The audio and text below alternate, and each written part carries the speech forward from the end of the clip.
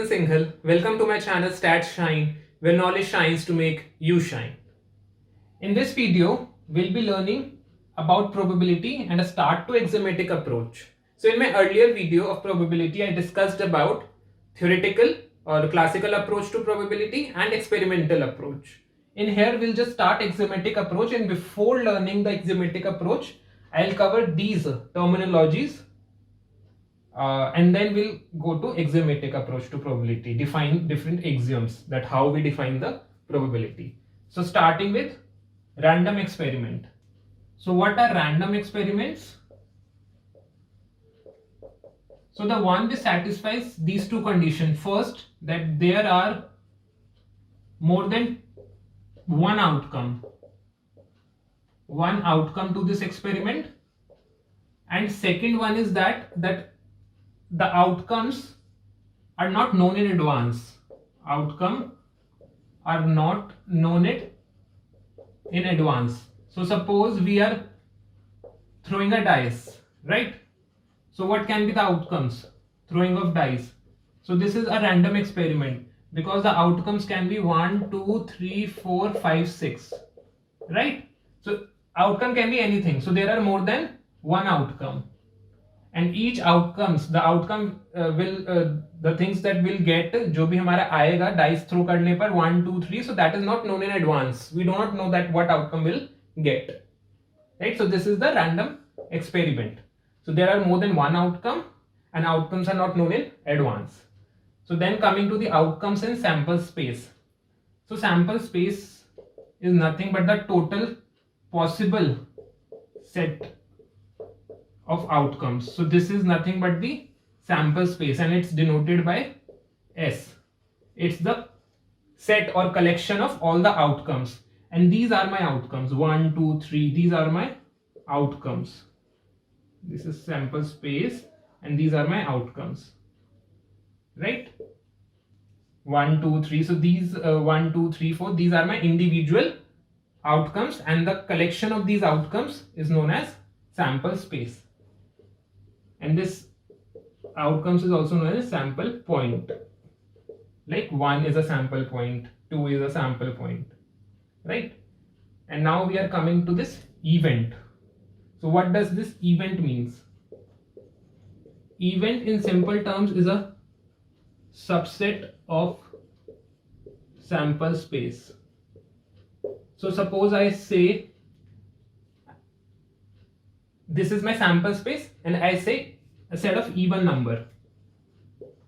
So even number would be 2, 4 and 6. So this is the subset of this sample space. So I have covered the definitions of these subsets, unions, intersections in my earlier videos related to sets. So if you have not seen that video, please check out the link below to understand what the subset. So subset means all the elements of this are present in this sample space. So this is the definition of event. So event means the subset of a sample space. So any subset I take it, if I say 1, 3, 5 odd numbers, that would be the event, right? If I say 1, 3 only, so that would be an event. If I say only 1, so that would also be an event, right? So the event is the subset of sample space. Now coming to types of events. Impossible and sure. As the name suggests, impossible, that means that is not possible. So suppose I define event as E equals to getting 7, right? So what is the probability of E? This is 0, because I cannot get 7 here because it's not in our sample space. Though I can define this event, so this is but nothing, it's nothing but 0, the probability. And suppose if I denote event E getting number less than 6, so what is here the probability? This is 1, because I know that the number that I'll get, that will be less than or equals to 6. So that will be less than or equals to 6, because all the numbers 1, 2, 3, 4, 5, 6 are less than or equals to 6. So this is nothing but a sure event, and this is nothing but a impossible event, right?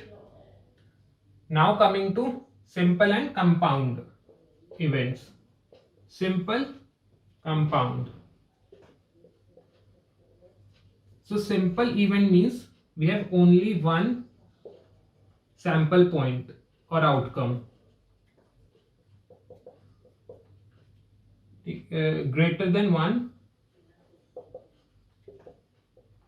sample points. So what does that mean? Sample points or outcomes. So here we have 1 2 3 4 5 6 sample points. So suppose I define event as 1 2 3. These are all simple events getting only one sample outcome. And if I define this 1 3 5 odd numbers, so this is a compound event because it contains multiple sample points or outcomes. If I define 2 4 6, again it contains multiple outcomes or sample points, hence it's a compound event, right? So we have understood the types of events. It's impossible, sure, simple and compound. There are more varieties, we'll cover those in other videos. So now moving to algebra of events.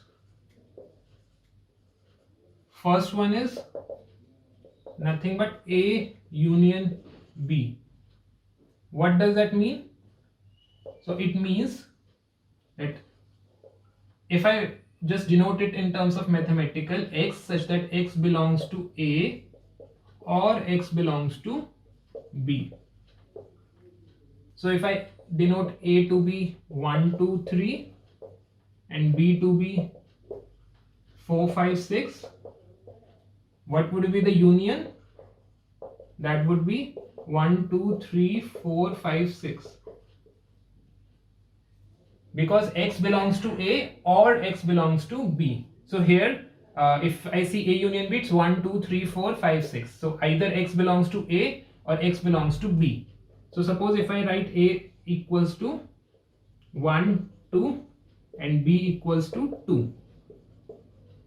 2 and 3, what would be our A union B? In that case A union B would be 1 2 and 3. So here we see that 2 is in both A and B, but in union it will come only once, because the condition, the definition states that A union B equals to the set X such that X belongs to A or X belongs to B. So 1 2 and 3, if I see this set, so all the elements in this set will be either in A or will be in B or in both. So these are 3, either in A, either in B or both, right? So this is A union B. So this is A union B. Oh, I missed the complementary. Okay, I'll cover it after this. Second, we have A intersection B.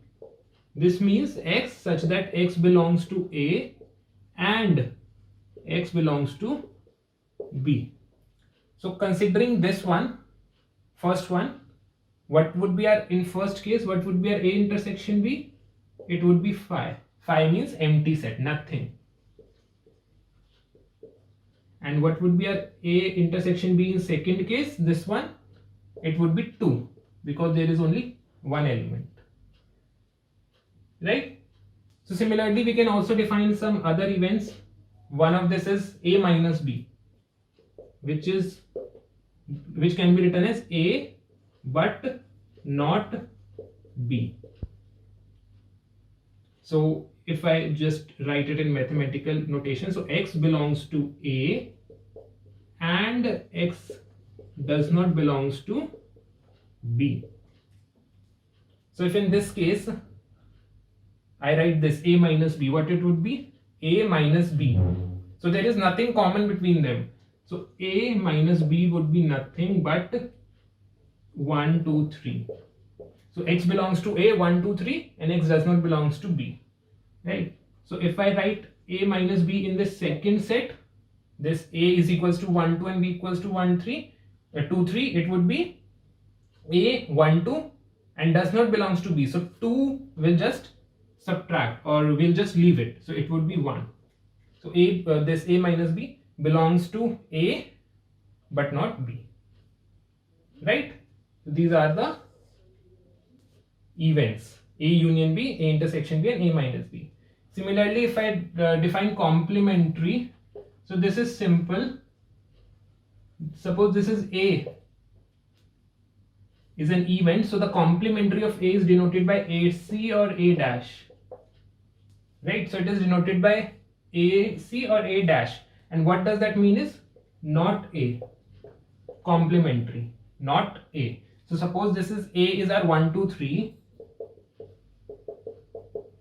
not A would be, A dash would be. So we'll just remove these elements from the sample space and write the leftovers. So it would be 4, 5, 6. So if you see A union A dash, it would be nothing but the sample space. Because we are from A dash, we are just removing the elements that are in A. So A union A dash means either it will be in A or it will be in A dash. So similarly, for all the events in general, B, C, whichever event we define, A union A dash or A complement is equals to the sample space, and their probability sums to 1. A plus probability of A dash, that would be 1. That would be nothing but probability of S, and that is 1. Yeah, we'll cover all these probabilities later also, but yeah, just for information, so the sum of these probabilities of events, complementary events, equals 1. So we have covered this, right?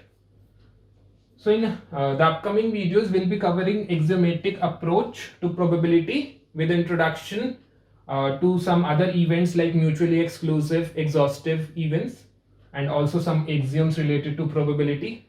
So hope you have understood these concepts. So if you like the video and the content and the explanation, please subscribe to my channel and like the video. Keep shining, and thank you.